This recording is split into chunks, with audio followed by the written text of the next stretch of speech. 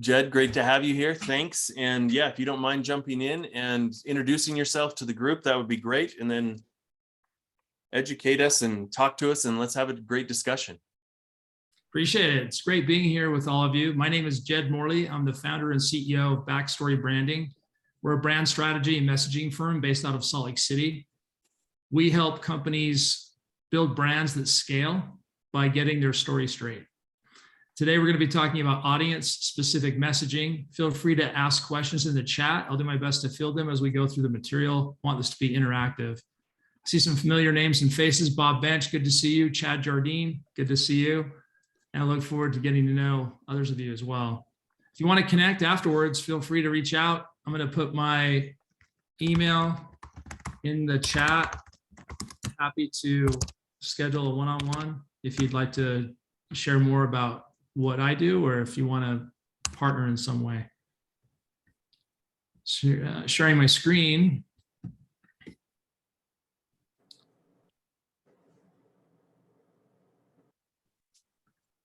And Taylor, I'm going to ask you to field the chat if you would, please. Would that be all right?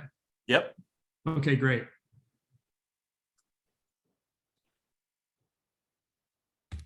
We've had the privilege and opportunity at Backstory to work with a variety of organizations and companies across industries.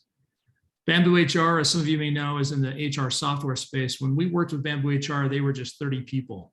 We were able to help them articulate a purpose statement. We set people free to do great work that continues to inform and guide their growth and development. They're now more than 1,200 people. Consensus was a company called DemoChimp. They do something called demo analytics. They automate demos that configure themselves to the interest of each audience member and provide you with demo analytics on the back end. When they went up market, we were able to help them rebrand to Consensus. It was a more enterprise appropriate name. And they've been able to dramatically increase their sales by focusing on sales engineers. Epcon is in the industry, the energy industry. They help companies like TC Energy and Williams build large infrastructure projects. Gab Wireless has become synonymous with safe tech for kids. They started out with a smartphone that was age appropriate for tweens, didn't have full access to the internet so that parents could regulate what their kids were exposed to while staying in contact with them and keeping their kids protected. Grow had a successful exit here last fall. They are a SaaS company that does BI for small and mid-sized companies. Haven Park Communities is a manufactured home community owner and operator with properties throughout the US. Lucidchart has more than 30 million customers in the intelligent diagram software space. Payson, Utah is a city in central Utah that is growing like crazy, and they wanted to clarify their identity before growth defined it for them. PillowCube has a side sleeper pillow that has taken the world by storm, and we really helped them with the brand architecture. Stack Real Estate built out Class A office space in what's known as Silicon Slopes in the Salt Lake City area. In our breakout, I was talking with one of my colleagues in that group about Tanner. Tanner is an accounting firm, and we were able to help them carve out a unique niche as Utah's premier independent accountancy, and they adopted the owl mascot to signify wisdom. Vasion is the new name of a company called Printer Logic, another software company in St. George, Utah. They acquired another company and combined forces, and we facilitated a rebrand. I'm sharing these examples with you to say that the principles we're going to be discussing today apply to any industry and category. Here are some examples of the categories and industries we've had the opportunity to work with. So I hope you'll see value in what we discussed today and how to apply it to your business and brand. By way of definition, brand messaging is umbrella messaging. It is audience and offering agnostic. It speaks to everyone all at once. So think of brand messaging as though you're giving a keynote at a conference. You've got to say something that appeals to everyone in the audience, with the understanding that there will be breakout sessions and tracks that are topic and audience specific later in the day. So brand messaging is the messaging that you see above the fold on the homepage of a website. Here's an example of a client of ours, Lucidchart. We did a customer personas project with them. We were teamed up with their UX team from their product division to understand and unpack why people buy Lucidchart. At the time, they only had 10 million customers. And you might ask, well, what's the problem? Why would you need to better understand why your customers are buying if you already have that many users? And the reason they engaged us was to be more clear about specific use cases and pain points that they could highlight as they were packaging their offering for an enterprise opportunity. Individuals were buying their software in large companies, but those companies weren't aware of the broader application across departments and specific to different disciplines. As you can see in this above the fold brand message on Lucidchart's homepage, they position themselves as the intelligent diagramming application, and the brand message, the overarching brand promise, if you will, is that they bring teams together to make better decisions and build the future. So no matter where you sit in an organization, if you want to make better decisions and build the future, Lucidchart can help you do that. Under the solutions tab, there's a drill down, and we'll get into some specific examples where it goes into more audience specific messaging. So this is a great example of how we can matrix brand and audience messaging to target a specific value proposition to the right audience with the right message. Jeffrey Moore wrote Crossing the Chasm, an iconic book in tech circles where he talks about how new ideas are adopted. He defines a customer segment as a group of people who buy for the same reasons and talk to one another. So when we talk about customer personas, this is the definition that helps guide the work we facilitate for clients.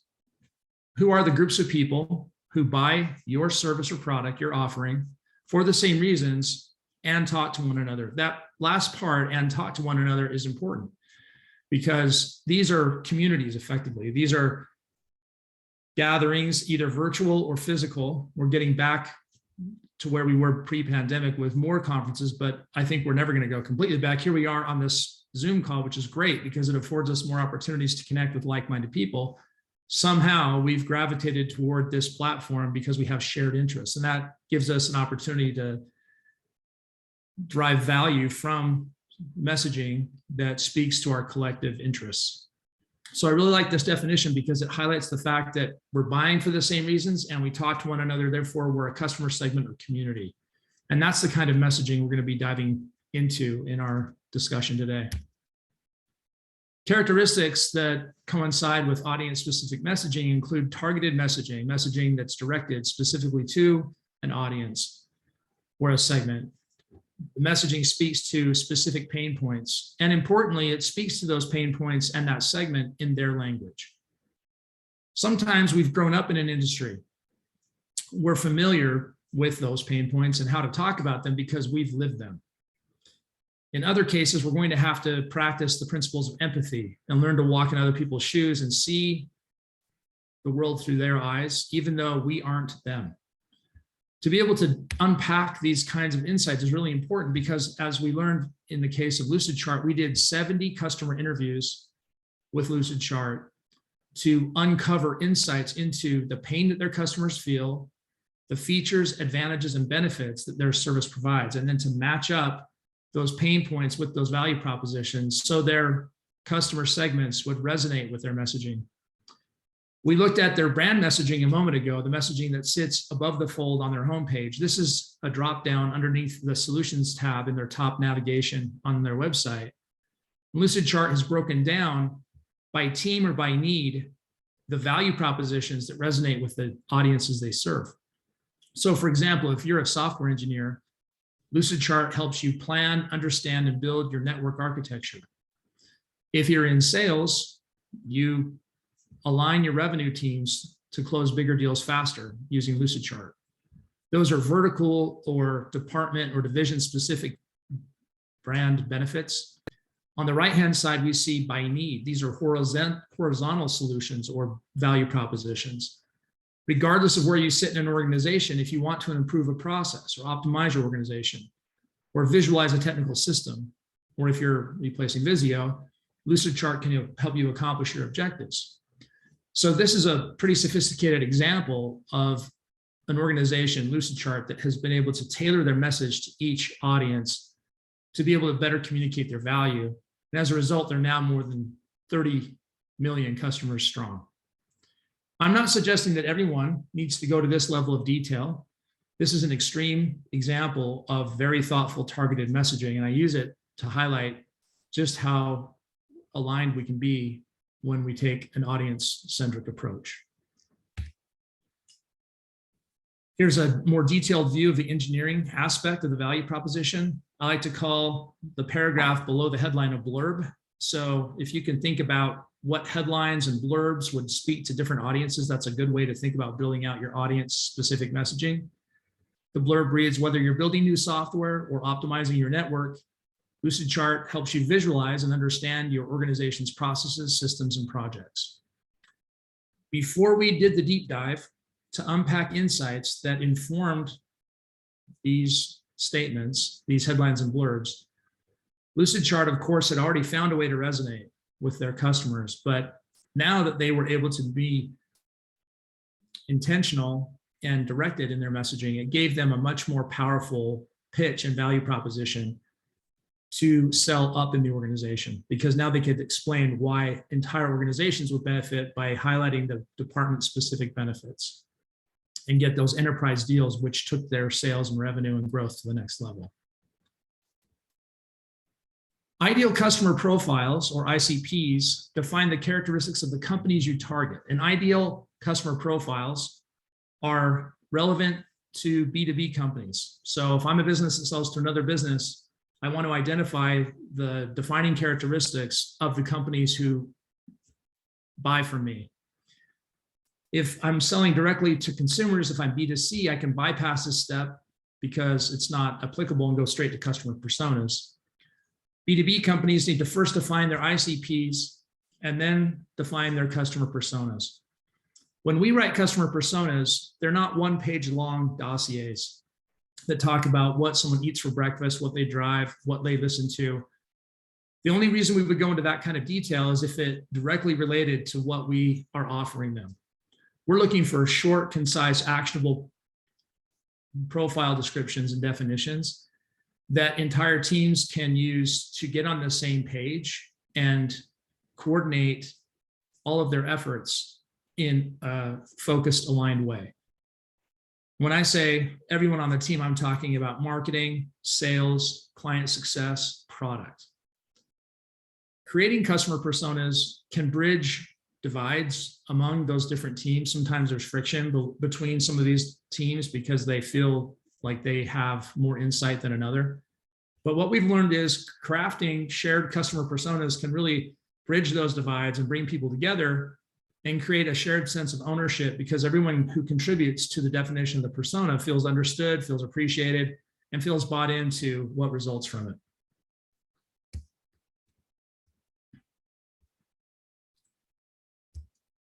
So in summary, your brand promise is audience and offering agnostic. Marketing messages are audience specific. Uncovering insights into what messages will resonate with your audiences requires that we dive into who they are, what they want, and what's in their way. And the most important people to learn from are the people who are insightful, opinionated, and articulate. We use in-depth interviews to uncover these kinds of messaging insights. We partner with our clients to curate a collection of people to interview. In the case of Lucidchart, they had a database of customers because they sell directly to their customers. They know who their customers are. They have their contact information. And we were able to segment their customers according to the kinds of work they do, the kinds of job titles they have. And even then, we found ourselves learning as we went. There was some trial and error. Certain people were more insightful and articulate than others. And what we're looking for in conducting these interviews is saturation. And that's a market research term that you may be familiar with, where you start to hear the same kinds of answers to the questions repeatedly. And that's when you know that you've learned what there is to know about how those people view your product in relation to the competitive landscape. So finding people to interview is great. It's even more productive if those people are especially insightful, if they can explain what they think and why, if they can provide context for the competitive landscape and how your brand is perceived and positioned within that context of that competitive landscape. They need to be opinionated. They need to have strong opinions about what does and doesn't work and what is and is not relevant. And they need to be able to articulate their thoughts and feelings. Articulate doesn't mean, by the way, that people speak in standard English. This isn't a grammar test. This isn't the ACT or the SAT entrance exam. I remember working with a company that manufactures really bright LED lights, and their customers work in mines and gravel pits and sand pits, and they were kind of rough around the edges. We had to hustle these interviews because these guys are on the go. They're typically men. I remember interviewing one guy who at 7 a.m. was driving his Ford F-350 to a job site in Elko, Nevada. It was a gold mine.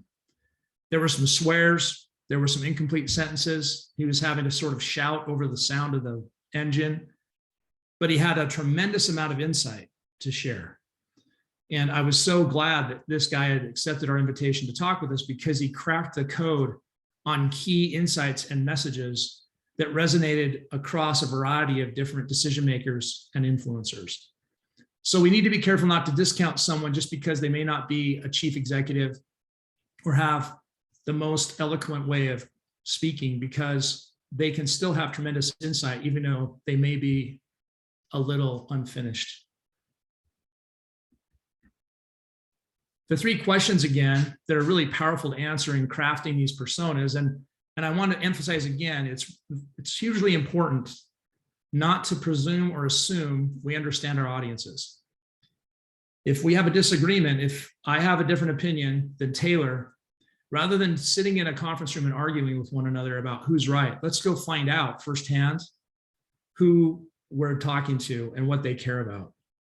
We like to record the interviews we conduct, because that allows us to get them transcribed. And we have a methodology for coding those interviews and recognizing that and seeing patterns form across conversations. We typically interview 5 people from the executive team or from the core team of the company who have a variety of perspectives about the business and where it sits in the market. We also then interview up to 15 or more customers. Lucid was an exception to that because they had such a broad variety of customers on a large scale. So diving into who they are, what they want, and what's in their way is a tiebreaker. It's an opportunity to resolve disputes and disagreements, because we have data now to inform the definition of who these people are. When we write messaging, it's important to be really clear, concise, and consistent. We use the imperative mood. It sounds like a command. Live more, or save money, live better is an example of a really concise message. That's Walmart's message. It's a tagline, in fact. So a tagline is an even more brief version of a marketing message. It's surprising how hard it is to be concise. It's easy to be long-winded and sloppy with our words. We really strive to be concise and consistent, because once we've built out the messaging framework, it benefits a variety of people, in-house teams, agencies, contractors, partners. So it's a meaningful investment to take the time to really be brief in our messaging. Sometimes people ask me if we're writing copy, and I like to make this distinction by saying messaging defines what to say. Creative and copywriting is how to say it. Your brand voice should be infused in the words that are on your website, how to say it. Messaging defines the information on and what to say to each audience. Both are important. Sometimes our messaging frameworks can be directly copied and pasted into certain sections of a website. Other times it needs to be reinterpreted because the brand voice needs to be infused into it. I want to talk for a minute about features, advantages, and benefits. From a features, advantages, and benefits perspective, we're talking about breaking down the product or the offering into its component parts. Features define what it is. Advantages, what it does. And benefits are how it helps. We marry up these features, advantages, and benefits, the offering, to the audience. The audience is who they are and what they want. The offering is what it is and what it does. And where those two things intersect is a value proposition or a marketing message, an audience-specific message, why they buy. Marketing messages can also be known as benefit statements, unique selling propositions, or value propositions. At the beginning of an endeavor like this to clarify audience-specific messaging, it's like a climbing wall that has all of these footholds and handholds that are mixed together. The task of the climber is to find a line to get up to the top of the wall as fast as they can. And it's fun when you're climbing for recreation, but it's not fun when you're the marketing communications manager or the VP of marketing or the CMO, and you're trying to scale your ability to go to market in a clear, concise, consistent way from a messaging standpoint. After doing a process like the one we're talking about, it's like there are these clearly defined lanes. For this audience, it's a yellow audience. For this audience, it's green. This is a blue audience. It's like taking a Rubik's Cube and instead of having all the colors mixed up, having solid-sided value propositions. If you're a white-oriented audience, I'm going to show you nothing but white value propositions. If you're green-oriented, it's pure green. And that signal becomes more clear and resonant the more solid it is, the more singular it is in its focus. Here's an example of what our messaging frameworks look like. Features and advantages on the left. ICPs, that's the ideal customer profile if you're selling B2B.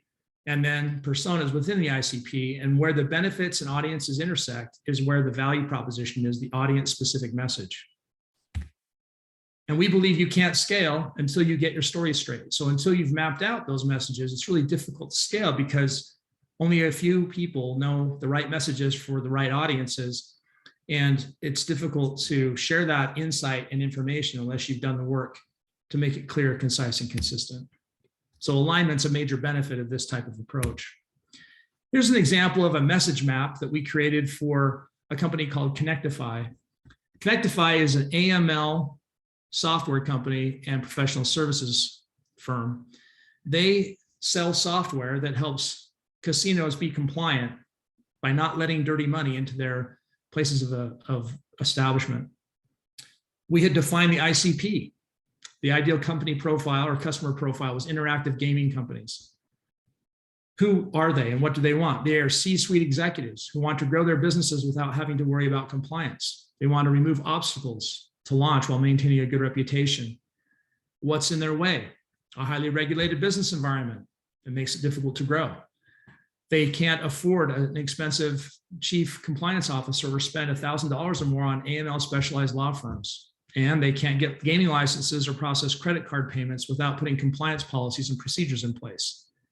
Why they buy? This is the audience-specific message or benefit for people who fit this customer segment profile. Grow your business without being bogged down by compliance. You can hear that imperative verb at the beginning of the sentence, grow your business. It sounds like a command or a call to action. Connectify has two offerings. They have a technology platform and they lead with that in their go-to-market strategy. They also have an advisory services arm. The primary message for the tech product specific to this audience is leave the old tech behind and allow compliance to facilitate growth. On the advisory side of the house, where they provide consulting services and professional services, it's so you can focus on what matters most, building your business. And then we unpacked key features and benefits for each of these offerings. So if it's know your customer, KYC for short, and monitoring, the benefit is know each and every customer and monitor them in real time. That means if someone shows up to a casino and tries to get $1 million in chips, the casino can use Connectify to scan that individual's profile to find out if they ought to be able to afford that amount of play based on their personal net worth. If it doesn't match up, they can be denied and protect the casino from liability. The fun thing about these messages, as we map them out, we go from the FAB, the features, advantages, and benefits, this summary statement, this message map, is that it translates directly to copy for their website. This is the Connectify website. It's live. You can see how the look and feel references a casino. It feels almost Tron-like.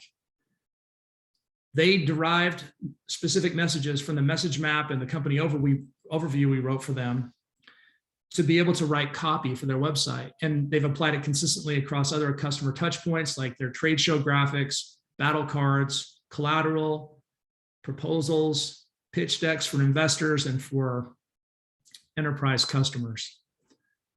And as we scroll down, we can see major themes that we'd already developed in the message map, in the one-page company overview, that became easy to flow into and adopt for the website.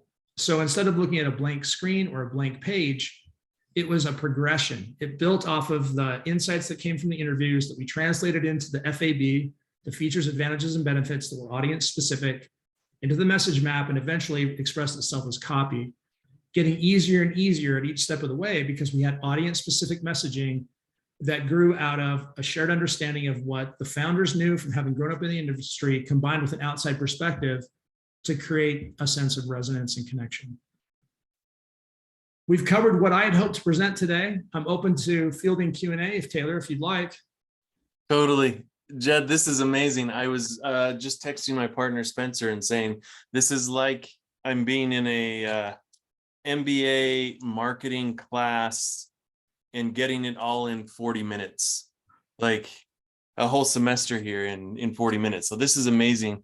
Thanks so much. I'll just open it up for questions. You can unmute yourself. I think if we take maybe 5 or 10 minutes here with Q&A, but then I would also suggest connecting with Jed and taking him up on his offer to meet with you if you have additional questions. But if you've got questions, just unmute yourself and ask away. Okay, what's the difference between a focus group for those 5 to 8 people and the individual interviews, or do you use both? I use both. That's a great question.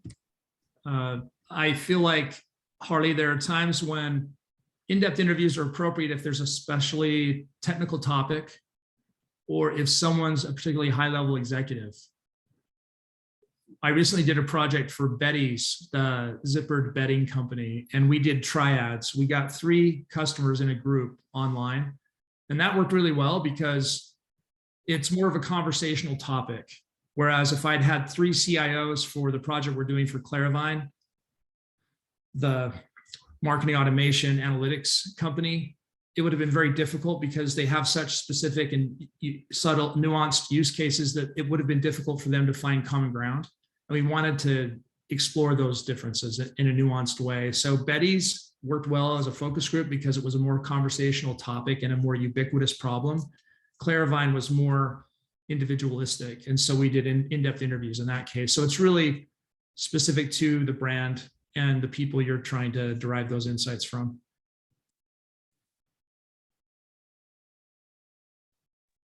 Jed, I had a question, and thanks for the presentation. That was really great. At one slide you mentioned, and I think you're talking about trying to figure out how people speak in the customers that you're trying to reach. And you mentioned finding people who are opinionated, I believe.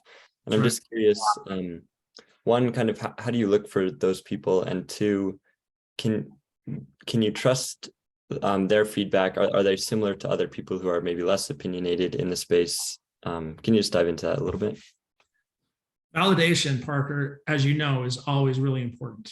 And if you have the resources, meaning the time and the money and the ability to access an audience of people to validate the messaging hypotheses you put together, then by all means do that.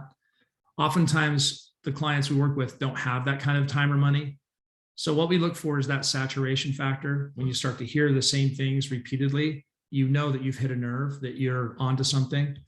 The other thing I'll say is we oftentimes work with digital marketing teams or partners, meaning other agencies, to tune messaging. So if we can get 95% of the way there through qualitative work, like the process I've outlined, and then use analytics to tune, I think that's a really good combination rather than just starting to A/B test out of the gate, because that can be really ineffective if you don't know enough about your audience to know where you're most likely to hit oil.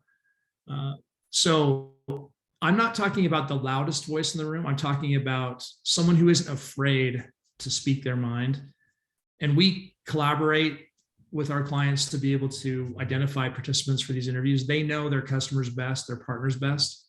And so we lean on them to find people who are willing to talk to us who have these characteristics.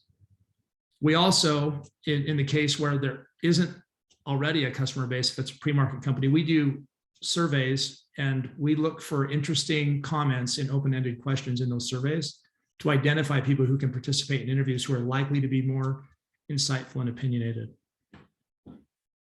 Perfect. Thanks. You bet.